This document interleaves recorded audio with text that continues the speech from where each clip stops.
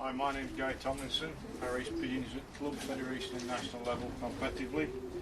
I race pigeons using the TauRIS ETS electronic timing system. The reason I chose TauRIS is they've been in the business for 17 years. It's a fully tried and tested product. As you'll see from this DVD, at this loft, it's a working man's loft. There's nothing been dressed up, sold expressly for this DVD. It's as you see it, it's as you find it. The managing director of TauRIS is a family man called Eckhard Reuter. The support he's given me has been absolutely fantastic, right from when I first decided, showed interest in TauRIS. The support he's given me has been absolutely brilliant, along with the rest of the team. And when I say the rest of the team, it's a family-run team. Everybody is treated fair and equally, and Mr. Reuter is always available at any time. I'm going to show you the way that I trap my pigeons in here. This widowwood cocks, any pigeon over 2 years old will have always been used to racing through an open door. I modified and created my own way of trapping the birds. As you'll see, it's quite simple, very little cost involved. So I'll start now by dropping this trap board. As you'll see, it's on the chain. This trap board here, the birds land on the trap board, they walk in the loft. I will show you where the sensor pad is very shortly. Here we have a 23-inch hole, roughly 11 inches high. The bird lands, he can't fly straight through the hole, lands on the trap board, walks into the loft. I'll now open the door, I'll just move around and show you. There is the sensor pad, it's 22 inches long, very rigid, very robust, watertight. However, when I say watertight, I don't mean so you can just leave it out and it's like rain all over it, but it just slides in there, it goes in that way. You'll see it slides in there, 5 metre cable to connect to the next pad. As you'll see, the bird lands as he walks through here. This is on the inside confines of the loft, it's on the inside of the door. This is adhering to RPRA rules. When the birds are in, all he's bothered about is pulling back, going back out. As you know, widowwood cocks, when they come in, they're only bothered about getting in the box. That's what they race down for. So we have no need for bob wires, no need for any obstruction. This is exactly how we trap the birds in number 1 and 4 sections. 2 sections are identical. The birds are in, all you do after exercise is shut the board back up, bolt it back down, and it's as simple as that. I'm now going to move on to the middle section where the corridor is and show you how we trap the birds in sections 2 and 3. Here we've got the corridor section, that's section 2, that's section 3. Again, we had old birds racing here this year.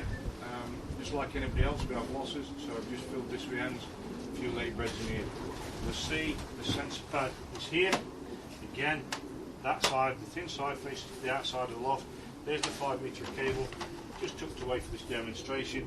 The bird lands in the corridor, walks through the bob hole here. Again, no bob wires, walks straight over the pad, straight up to his box.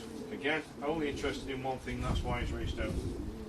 The birds are home, what we do, just refit this again, totally, very cheap, again, no special traps. As you'll see, the pad is on the inside confines of the loft, again, adhering to RPRA rules, so there's no issues there.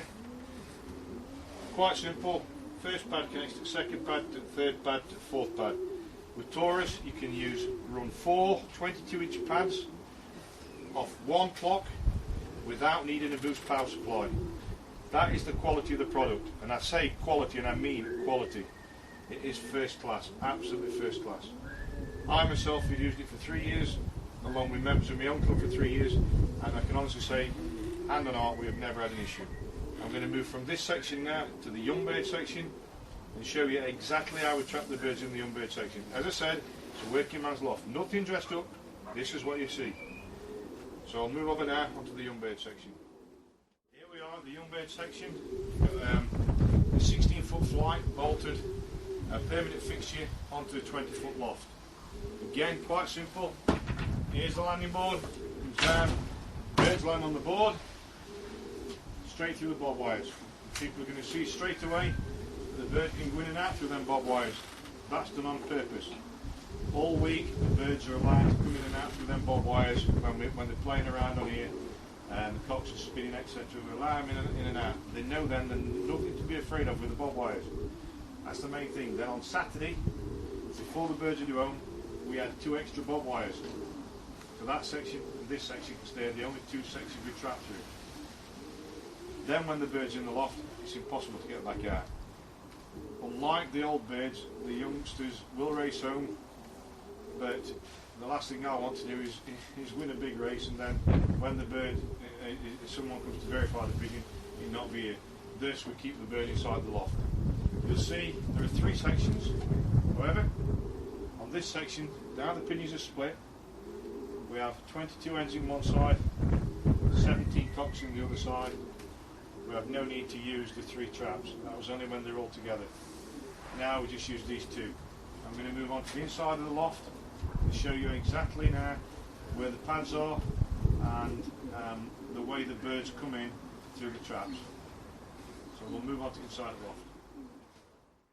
Here we are on the inside of the young bird section. As I showed you on the outside, the bird lands on the outside through the bob wire. As the bob wire comes up, pigeons on the pad, we've got him timed. Bob wire back down, pigeon comes into the loft, always fed in the corridor. Again, nice simple little construction for the pad to fit in. There's the 5 metre cable. There's the pad. As I said, these pads are out from the first young bird race to the last young bird race, hail, rain, wind, blow or snow. So as you can see again, dead easy, quite simple construction, no posh traps costing you money. Keep it easy, keep it simple, then the birds have no hesitation on trapping. The next bit of DVD shoot we're going to do, I'm going to have the birds exercising out and the cocks, and we'll watch the birds come in and we'll see them actually time onto the system. So I'm going to release the pigeons very shortly and then we'll watch them come and time themselves in. Here we've got the TauRIS clock, a man's clock, very, very light, very robust, quite simple. I'm going to put the clock into training mode ready to time the birds in. There's the lead coming from the sensor pad. That goes in the top. Power lead, which can be a 12 volt car battery, or the mains, which I'm fortunate enough to have. That goes in the side of the clock. You'll see my name come on the screen. It says G&A Tomlinson, stock 64, stroke 64. It means I've got 64 birds entered in this clock, of which all 64 are assigned. And today's date, the 1st of the 9th, 17, 20, 19 seconds. It's quite easy to put this clock into training, ready to time in. All we do is we press the start. As you see, 9's flashing for train, so we press the 9, and the hash is flashing. This is hash, just like a telephone keypad. We press the hash. It tells you to please wait, and then it will say O2 sensors. That is now perfect and ready to time the birds in as I whistle them in from the exercise flight. So we'll wait now till the birds are ready to come in, and then we'll just watch it operate. Here we are. I hang the clock up in the waterproof clock bag outside. It's in training mode ready for the birds coming in. So I'm going to drop the trap board now, whistle the birds, and we'll see it in operation. Thank you.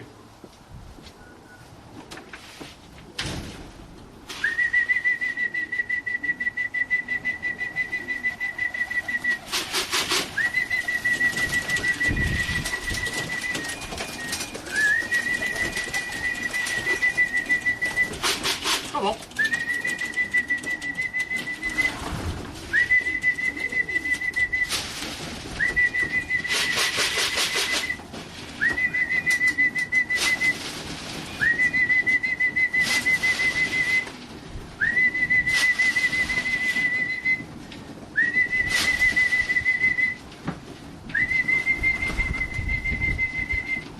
Here we are, all the birds are in the loft.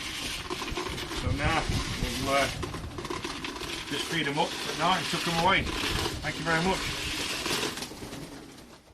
As you'll see now on the screen of the clock, we've got the date and the actual time running as it is as we speak. At the bottom here we've got the date and the time the last bird was timed on from the exercise flight.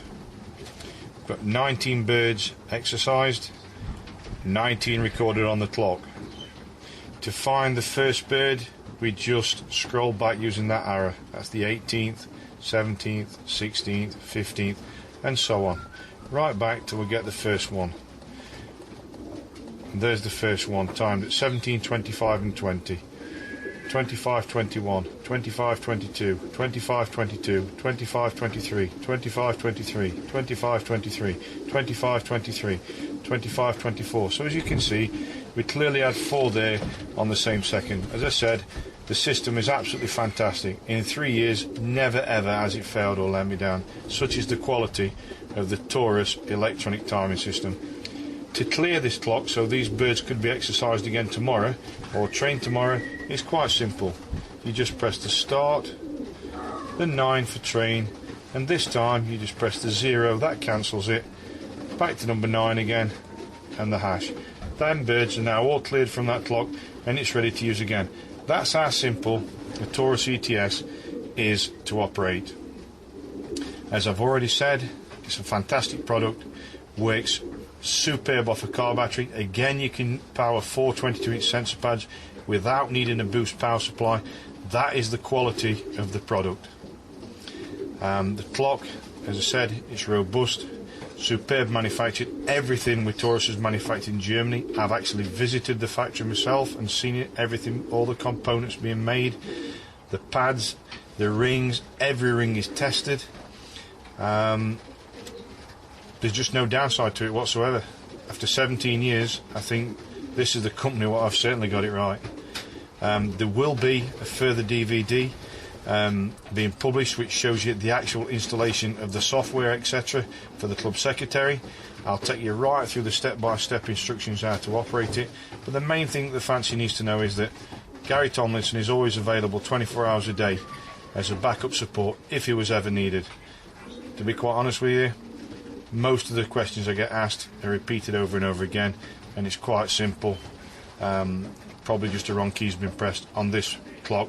You press the wrong key, it's quite simple. You take the power lead out, put the power lead back in the side, the clock resets itself, and that's whether it's in training mode or race mode. That's again the quality of the product. Fantastic. So I'll finish now. I hope you've enjoyed it. As I said, sorry about the loft and etc., but it's a working man's loft, no stressed up. It's not the loft, it's what's inside the loft. Good pigeons, good timing system, good management. So thank you very much.